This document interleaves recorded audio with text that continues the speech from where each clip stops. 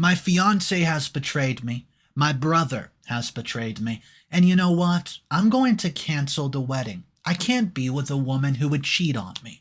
Well, yeah, she cheated on me with my brother, but there's so much more to this story. Let me start the night before our wedding, when I find out some interesting things are going on in her hotel room, and then I get a text message that showed me this picture. How could she do this to me? Knowing the kind of person that he is and the way that he's made my life difficult, I should have known that he would go out of his way to ruin things with us. I mean, Lord forbid I have one day that's about me. I just can't believe the love of my life would even entertain him.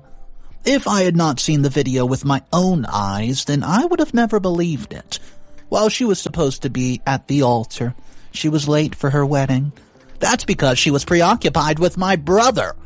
He sent me the video while I was standing at the altar like an idiot. It felt like everything within me died in the moment, and rage, unlike any other, filled me. At that moment, I knew one of us was not going to live to see the next day. I'm still here writing the post. Am I not? Now, before the cops come to get me, let me tell you everything. I'm sure that there's some people out there who understand how I feel and just straight up relate. I want people to understand that if you agree to marry someone, you agree to be committed to them and to only them.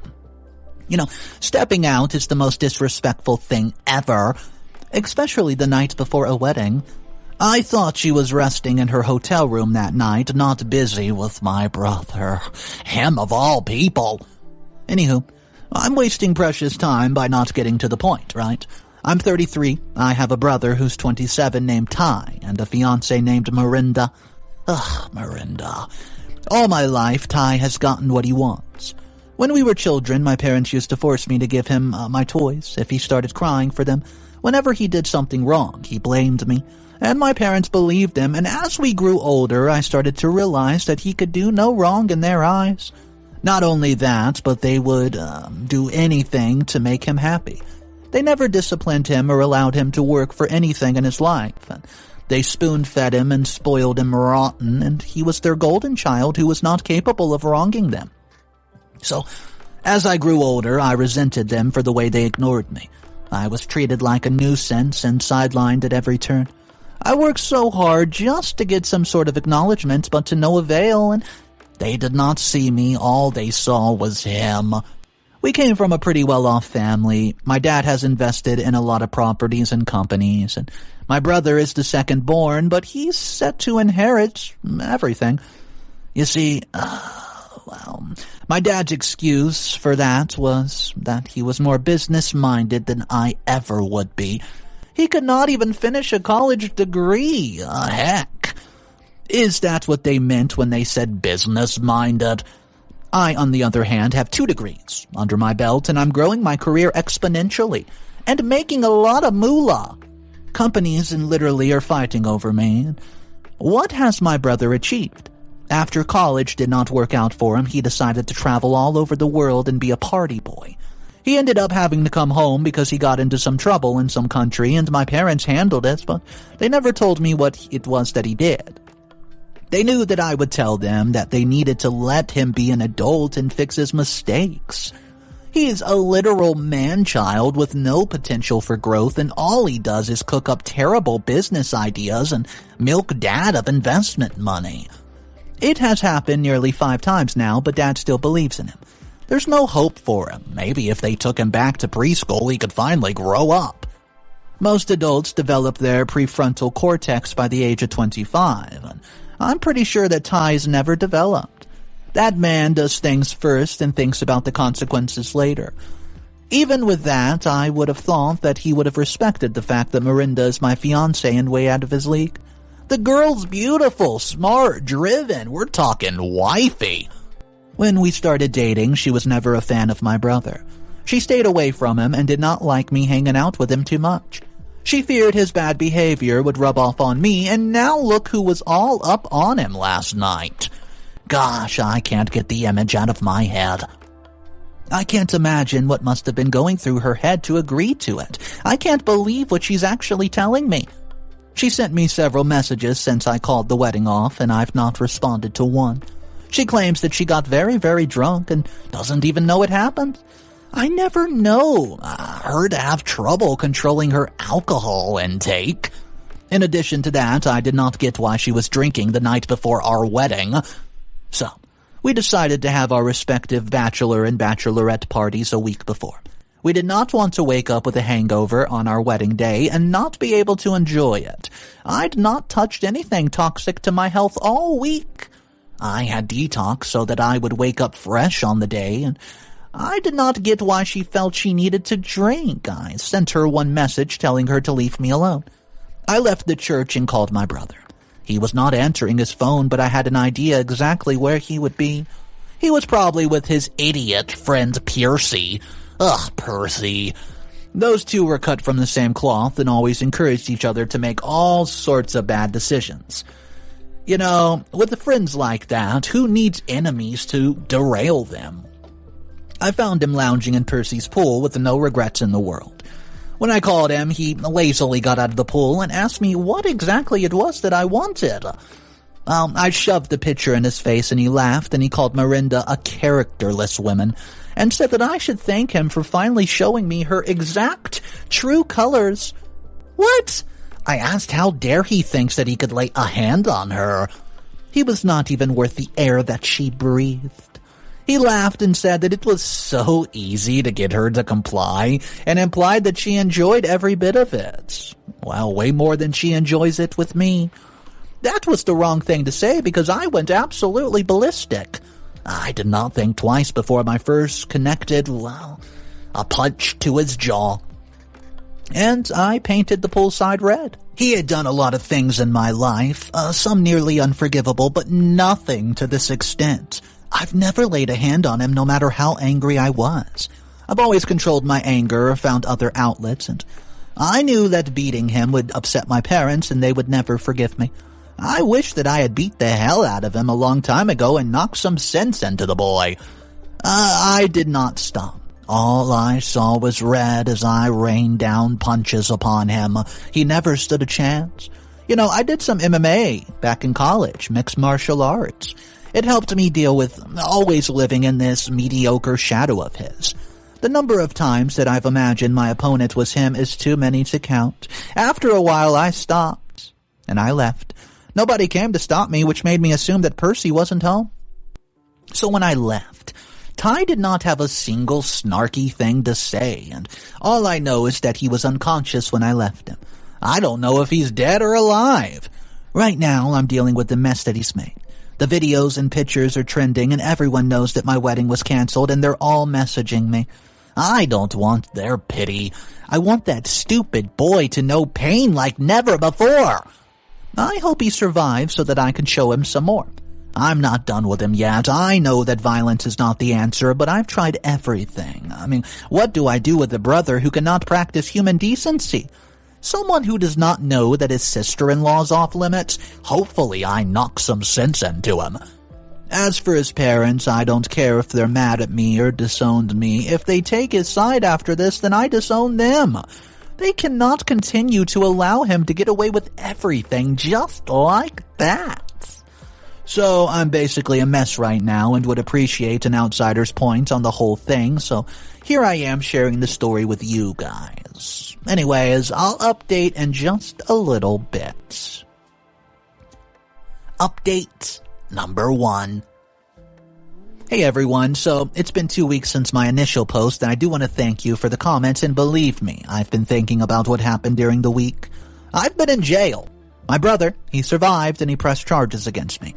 The next afternoon, I was arrested while in my home, and my parents took his side as they usually do.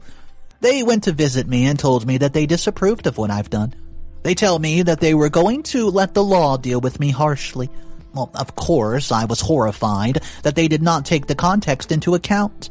I reminded them of their precious little son, what he did, and guess what? They blamed everything on Merinda.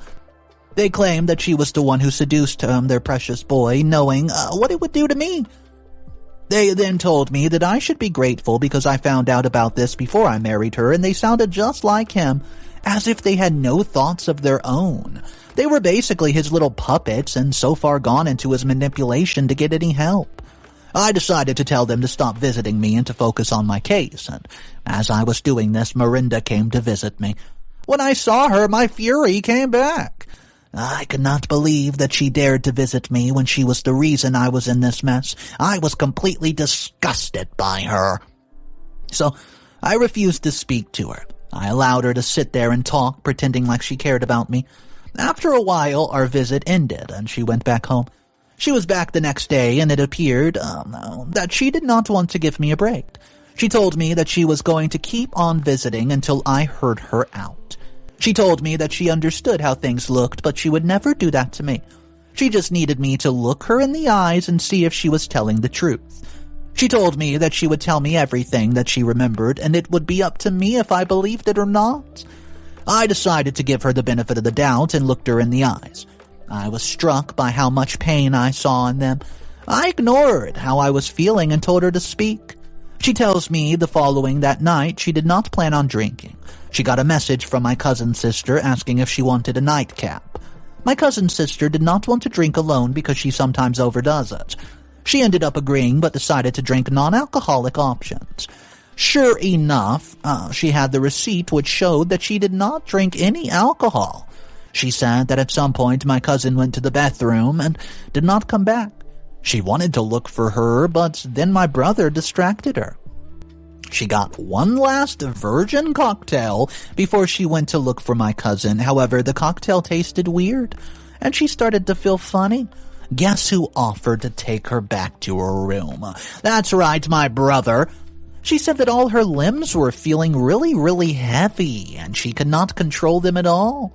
And then when she got to the room, he didn't leave. Instead, he started to kiss her, and she tried fighting him, but eventually she lost consciousness.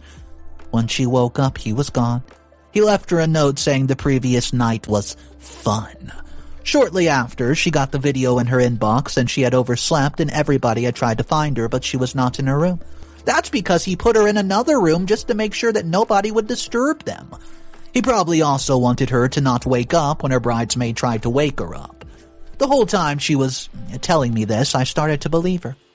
He was way more than capable of doing something so horrible like this. I told her that for now she should lay low and we will deal with him when we get the chance. I have just bailed out of jail, but I'm under house arrest for a few more weeks because my case is ongoing. My brother has also filed a restraining order against me. It's not going to stop me from getting my revenge. I'm going to sweep the rug from beneath his feet and he'll be exposed for the creep that he is. He's going to pay for each one of Merinda's tears, darn it. Update number 2. I'm back. Hey guys. Thanks for the support. Anyways, it's been helping me motivate in this fight against my brother. Finally, he's going to be held accountable for his actions, and I have a foolproof plan in motion that's going to leave him behind bars. Not even Mom and Dad can save him this time, and it's been 2 weeks since I last updated, and let me tell you what we have done so far. Merinda and I have decided to keep up the ruse of being broken up, and if I take her back, Ty might get us suspicious and start covering his tracks. I tracked down my cousin who was with Merinda that night and questioned her. She says that when she came back from the bathroom, Merinda was already gone. She said that she bumped into an ex of hers who works at the bar, and that gave me the idea to ask the people working at the bar if they seen my brother acting weird. So I questioned everyone, and they did not know anything. Except for one girl. She said that she had seen Merinda take care of my cousin the whole night, and she never ordered anything with alcohol at all. However, when my brother gets there, she saw that Merinda was acting very drunk. She thought maybe she was on something, but she left her alone. However, she could not help thinking that something was off. She decided to go and check on her and perhaps give her water. However, when she got there, Merinda was, poof, gone. The whole ordeal had been on her mind for the past 14 days, 2 weeks, baby. When I told her what happened, she was extremely horrified, and she then said that we should try our hardest to prove that he slipped something into her drink, and I told her that we already knew that he slipped something in her drink, and unfortunately when Meredith finally thought of going to get the test, it was already out of her system. If only there was a way that we could catch him slipping something on camera. It was worth a shot, but we needed security footage from that day. So guys, I get in touch with the manager, right, to ask for the footage, and he tells me that he would have it ready for me in a day. Once I have the footage, it'll be proof that he slipped something into her drink. It'll be much needed to win for us. I hate that he's walking around a free man while I'm stuck in a house. My case keeps on being postponed, and I feel like my brother is doing this so that he can keep me in the house, knowing that I simply cannot go anywhere. He's sadistic enough to do that, and I'm going to allow him to be smug and think that he's won? That'll make catching him so much easier. Now, we focus on getting as much evidence as possible to nail him. I promise I'm going to leave no stone unturned, and for the first time in a while, I'm feeling quite hopeful. Update number 3. Wow, I'm back with an update. Here we go. It's been a few days since my last one, and I do have good news.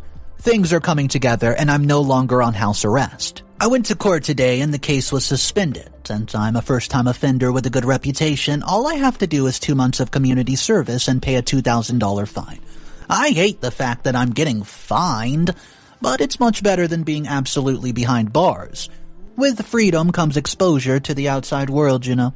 Besides communicating with Merinda, I've not been on socials at all, really. I paused all of my social media accounts and changed the phones that I was using. As for work, right, I've not been able to work because I've been suspended. I wish that I could have worked from home, but my work requires face-to-face interactions. Besides, the company probably did not want to be associated with someone who's under investigation for assault. I've updated my boss on the situation, and hopefully I'll be back soon. I hope he'll be kinder than the people in my life. Sure, they don't know the truth that Ty is a creep, so I understand how they can be feeling about me, but come on.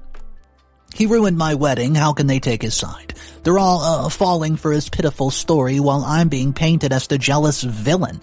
While I've been facing hate, it's nothing compared to what Merinda's been facing. She says that she's been called some very bad names by members of the family who blame her for the whole thing. She's decided to ignore them and focus on proving that Ty is a creep. Speaking of, we finally got something on the footage that we shared with us. We looked through it for days but could not find anything incriminating, and we checked different angles, but everything was happening too fast. However, there was a moment where it showed him taking something out of his pocket, and he popped it into her drink. Shortly afterward, you see her struggling to stand up and catching her. That and the witness statement should be enough to get him investigated. I've contacted my lawyer to ask for advice on how to proceed further. I want the matter to be treated with the most sensitivity as possible, and I don't want it to be just dismissed without being investigated. My darling deserves to have the truth told so that those people can stop calling her names. I want this to be over so that I can be there for her. I want to hug her and tell her that everything is all right, but I'm not able to. Not without the way that things are going right now.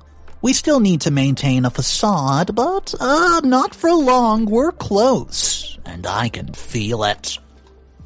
Update number 4. Wow, I can't believe it, the nightmare's over. I've known it's been a long time since I've updated, almost 3 months, but I'm here now with a full update on the situation. All of that pain and suffering we've gone through has passed. Now all we can do is celebrate and look forward to our future. It's true what they say that perseverance is key. I was supposed to get married months ago, but it was delayed. Today I got to marry the love of my life in a very small ceremony. Only the people who supported us through everything were there. My parents, of course, were not one of them. They disowned me after Merinda pressed charges against their son. When we pressed charges, the cops conducted their own investigation, and they confirmed that we found out. They got even more information. They found GHB in my brother's apartment. It's a drug used to aid for what he did. Not only that, but they found recordings that he made that night of her drunk. Luckily, none of it was too explicit. He could not deny where he was that night. He was with her. And there's footage of him slipping something into her drink. Not only that, but a member of staff saw Merinda acting strange after he showed up. My parents got him the best lawyer in town, but the evidence kept piling up. They were able to get access to his devices and text messages, and there they found texts bragging that he had slept with my wife. and she couldn't even stop it. He decided to plead not guilty, but accepted the drugging charge. He claimed that he just wanted to play a little prank on me. He did not think that I was going to take it serious, and he claimed that he never did anything with her after he took the videos. He said that he was lying to his friends when he said he slept with her. Unfortunately, that claim did not go too well for him, especially after new evidence came to light. Turns out my dear brother was deported from the country several years ago, after a girl claimed he did the same thing to her. Wow. She suddenly just magically dropped the charges on the condition that he would leave the entire country. I have no doubt in my mind that my parents paid her off. They're always doing this when he messed up. They could never let him take responsibility for anything. Well, now they could not do anything for him, and it was up to the judge and jury who found him guilty of both charges. He was sentenced to 12 years in prison to be served immediately, and when he was sentenced, my mom cried. She looked like she was in physical pain. She tried to get to him, but she could not. She then looked at me and blamed me for everything. At that moment, I realized that they would never be on my side. They would never see me as the worthy one of respect. Their son had just been convicted, and yet they still stood by him. That they could not even apologize for being wrong or putting my dear Merinda in pain? Jeez.